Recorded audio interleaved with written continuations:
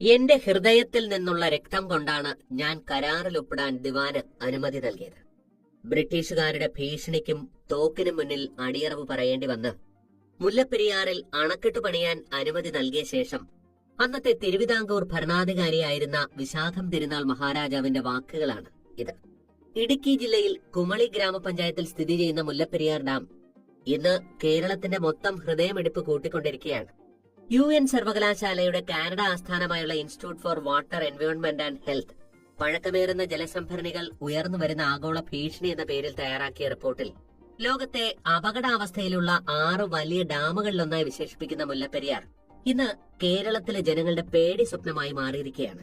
മുല്ലപ്പെരിയാർ അണക്കെട്ട് തകർന്നാൽ 5 ജില്ലകളിലായി 40 ലക്ഷം പേരെ ബാധിക്കുമെന്നും ദുരന്ത വ്യാപ്തി പ്രവചിക്കാൻ കഴിയില്ലെന്നും 2011 കേരള സർക്കാർ ഹൈക്കോടതിയെ അറിയിച്ചിട്ടുള്ളതാണ്. 50 വർഷത്തെ കാലാവധിയിട്ട് 1895 നിർമ്മിച്ച മുല്ലപ്പെരിയാർ ഡാം 125 വർഷങ്ങൾക്ക് ശേഷവും പുനർനിർമ്മിക്കപ്പെടാതെ പ്രവർത്തിക്കുന്നത് സ്വാഭാവികമായും ആശങ്ക ഉയർത്തുന്നതാണ്. മുല്ലപ്പെരിയാർ അണക്കെട്ടിന്റെ സുരക്ഷ വീണ്ടും ചർച്ചാ വിഷയമായി മാറുന്ന ഇപ്പോഴത്തെ സാഹചര്യത്തിൽ മുല്ലപ്പെരിയാർ ഡാമിന്റെ അവസ്ഥയിൽ യഥാർത്ഥത്തിൽ ആശങ്കപ്പെടേണ്ട കാര്യമുണ്ടോ എന്ന് പരിശോധിക്കാം. തമിഴ്നാട്ടിലെ ശിവഗിരി മലയിലെ ചൊക്കംപെട്ടിയിൽ നിന്ന് ഉത്ഭവിക്കുന്ന പെരിയാർ 48 കിലോമീറ്റർ പിന്നിട്ട് മണലാറിന് സമീപം മുല്ലയാറുമായി ചേർന്ന മുല്ലപ്പെരിയാറാകും. ഈ നദിയിൽ ഇടുക്കി ജില്ലയിലെ പീരുമേട് താലൂക്കിൽ വള്ളക്കടവിലാണ് ഈ അണക്കെട്ട് സ്ഥിതി ചെയ്യുന്നത്. 1887 നിർമ്മാണം തുടങ്ങി 1895 പണി പൂർത്തിയാക്കിയ മുല്ലപ്പെരിയാർ ഡാമിന് നീണ്ട 126 വർഷത്തെ ചരിത്രമാണുള്ളത്.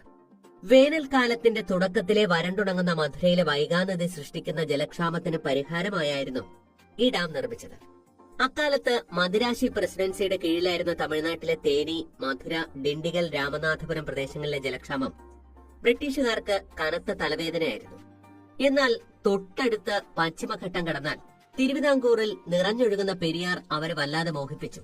ഇതായിരുന്നു പെരിയാർ നദിയിലെ വെള്ളം പശ്ചിമഘട്ടത്തിലെ മല തുറന്ന് മധുര, രാമനാഥപുരം ജില്ലകളിലൂടെ ഒഴുകുന്ന വൈഗാനദിയിലേക്ക് തിരിച്ചുവിടാനുള്ള ആദ്യഘട്ട പദ്ധതിയുടെ ആലോചനയിലേക്ക് എത്തിച്ചത്. ഒടുവിൽ 155 അടി ഉയരമുള്ള ഒരു അണക്കെട്ട് പണിത് വെള്ളം തമിഴ്നാട്ടിലെത്തിക്കാൻ തീരുമാനമായി. ഇതിന്റെ ആദ്യ ഘട്ടമായിരുന്നു ഇന്നും 2 സംസ്ഥാനങ്ങൾ ചർച്ച ചെയ്യുന്ന പെരിയാർ പാട്ടുകരാർ.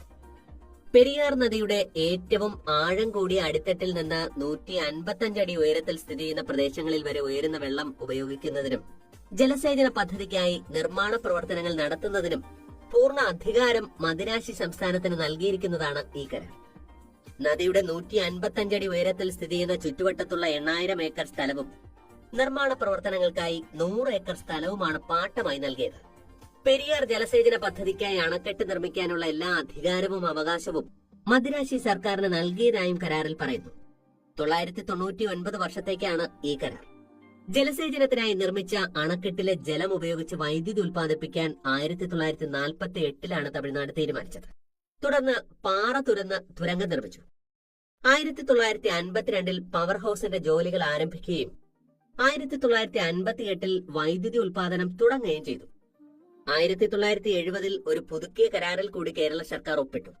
1886 കരാറിലെ വ്യവസ്ഥകളെല്ലാം നിലനിർത്തിക്കൊണ്ട് തന്നെ പെരിയാറിലെ വെള്ളം ഉപയോഗിച്ച് പെരിയാർ പവർ ഹൌസിൽ വൈദ്യുതി ഉൽപ്പാദിപ്പിക്കാൻ അനുമതി നൽകിക്കൊണ്ടുള്ളതായിരുന്നു പുതുക്കിയ കരാർ. 1886 കരാറിൽ ഭേദഗതി വരുത്തിയാണ് ഇതുണ്ടാക്കിയത്. പെരിയാറിലെ വെള്ളം ഉപയോഗിച്ച് പെരിയാർ പവർ ഹൌസിൽ നിന്ന് തമിഴ്നാടിന്റെ ആവശ്യത്തിനായി മാത്രം അവരുടെ ചെലവിൽ ഏത് ആവശ്യത്തിനുമുള്ള വൈദ്യുതി ഉൽപ്പാദിപ്പിക്കാൻ അനുമതി നൽകിയിരുന്നു എന്നതാണ് പുതുക്കിയ കരാറിൽ പറയുന്നത്.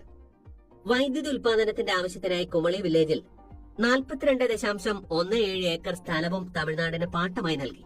തത്വത്തിൽ കേരളത്തിലെ പെരിയാർ നദി തമിഴ്നാട് ജലസേചനത്തിനും വൈദ്യുതി ഉൽപാദനത്തിനുമായി പൂർണ്ണമായി കൈവശം വച്ചിരിക്കുന്നു എന്ന് തന്നെ പറയാം. 1970 പഴയ കരാർ നിലനിർത്തിക്കൊണ്ട് വൈദ്യുതി ഉൽപാദനത്തിന് കൂടി അനുമതി നൽകിയ ഈ ഭേദഗതിയാണ് ഇന്ന് കേരളത്തിന് എക്കാലത്തേക്കും വച്ച ഏറ്റവും വലിയ തലവേദനയായിരിക്കുന്നത്. കാലപ്പഴക്കം മൂലം അണക്കെട്ടിൽ ചോർച്ച വരാൻ തുടങ്ങിയതോടെ 1979 അണക്കെട്ടിന്റെ കാര്യത്തിൽ വിവാദങ്ങൾ ആരംഭിക്കുന്നത്.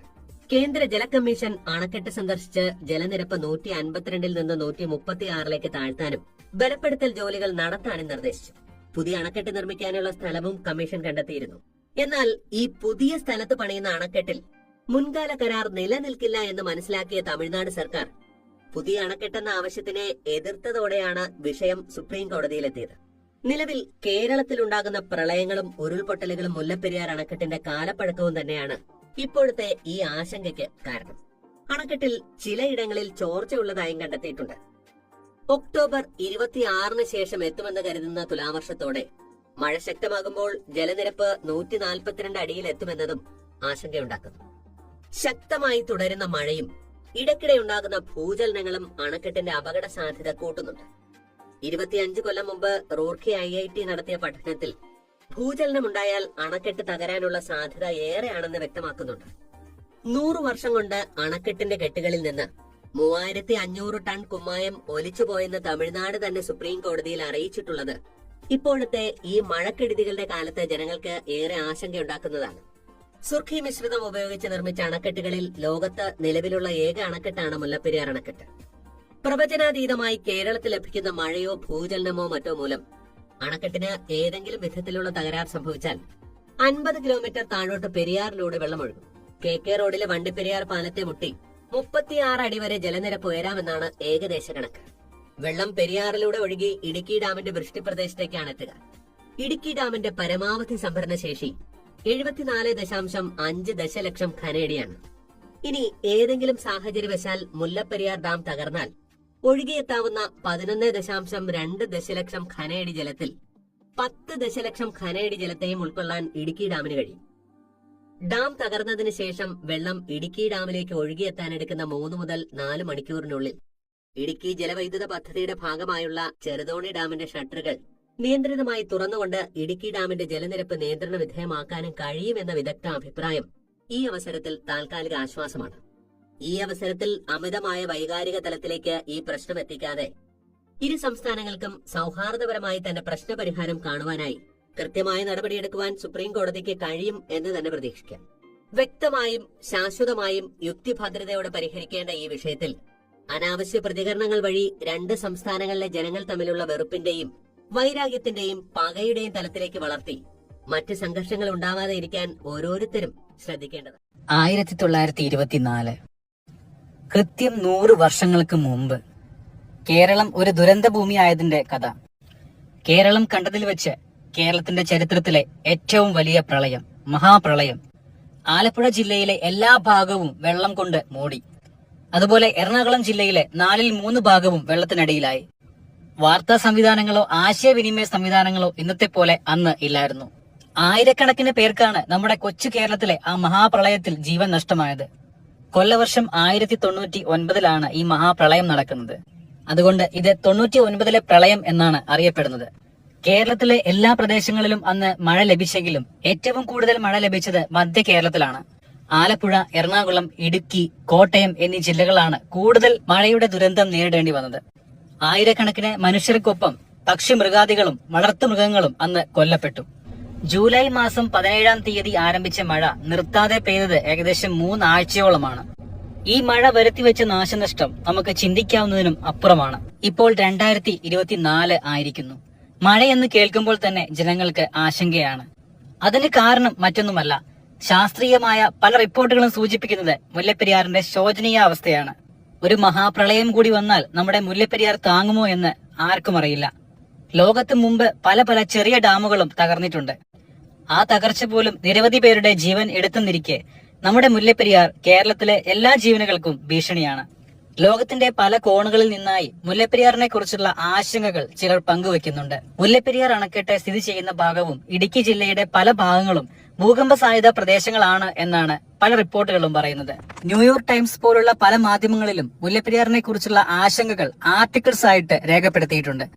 മുല്ലപ്പെരിയാർ തകർന്നാൽ അതിലെ ജലം ഇടുക്കി മുതൽ അങ്ങ് അറബിക്കടൽ വരെ ചെല്ലും. പക്ഷേ ഒഴുകുന്ന വഴിയിലുള്ള ജനങ്ങളെയും ബിൽഡിങ്ങുകളെയും വ്യവസായങ്ങളെയും എയർപോർട്ടുകളെയും ഒക്കെ നശിപ്പിച്ചുകൊണ്ട് ഈ ജലം അറബിക്കടലിൽ ചെന്നു ചേരൂ. നമ്മുടെ കൊച്ചി നഗരവും അവിടുത്തെ എയർപോർട്ടും ബിൽഡിങ്ങുകളും വ്യവസായങ്ങളും എല്ലാം ഇല്ലാതെയാവും. ഏതാണ്ട് 3 നില ബിൽഡിങ്ങിന്റെ അത്രയും ഉയരത്തിലായിരിക്കും പല സ്ഥലങ്ങളിലും വെള്ളമെത്തുക.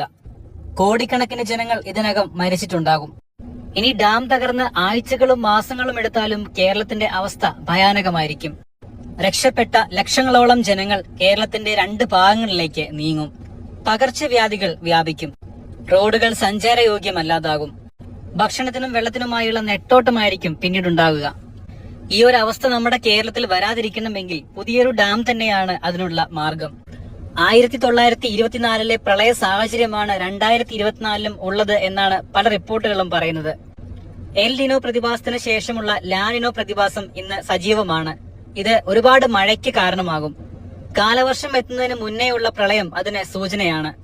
നിരവധി ചക്രവാത ചുഴികളും ന്യൂനമർദ്ദവുമാണ് ഈ കാലവർഷത്തിന് മുമ്പ് തന്നെ നമ്മുടെ കേരളത്തിൽ വന്നുപോയത്. മേഘവിസ്ഫോടനം പോലെയുള്ള അസാധാരണമായ മഴയാണ് നമ്മുടെ കൊച്ചി നഗരത്തിൽ കഴിഞ്ഞ ദിവസം ലഭിച്ചത്. 2018 പ്രളയത്തിൽ പോലും വെള്ളം കയറാത്ത പല സ്ഥലങ്ങളിലും ഈ മഴയിൽ വെള്ളം കയറി. കുറഞ്ഞ സമയം കൊണ്ട് കൂടുതൽ മഴ ലഭിക്കുന്നത് ഒരു പ്രദേശത്തിന് ഭയങ്കര ആപത്താണ് വരുത്തുക. എന്തായാലും മഴ കനക്കുമ്പോൾ ജനങ്ങളുടെ മനസ്സിൽ മുല്ലപ്പെരിയാറിനെ കുറിച്ചുള്ള ആശങ്കകളും കനക്കുകയാണ്. ഇനിയൊരു പ്രളയം സംഭവിച്ചാൽ അത് 1924 പോലെ ആകില്ല. കാരണം മുല്ലപ്പെരിയാറിന് 100 വയസ്സ് കഴിഞ്ഞിരിക്കുന്നു. സംസ്ഥാന സർക്കാരും കേന്ദ്ര സർക്കാരും ഒരുമിച്ച് ഈ ഒരു പ്രശ്നത്തിന് പരിഹാരം കാണേണ്ടത് അത്യാവശ്യമാണ്. കാലവർഷം കനക്കുമ്പോൾ മാത്രം പോരാ മുല്ലപ്പെരിയാർ ഡാമിനെ കുറിച്ചുള്ള ചർച്ചകൾ. ഒരു ദുരന്തം വരാതിരിക്കാൻ മുൻകരുതൽ എടുക്കേണ്ടത് അത്യാവശ്യമാണ്.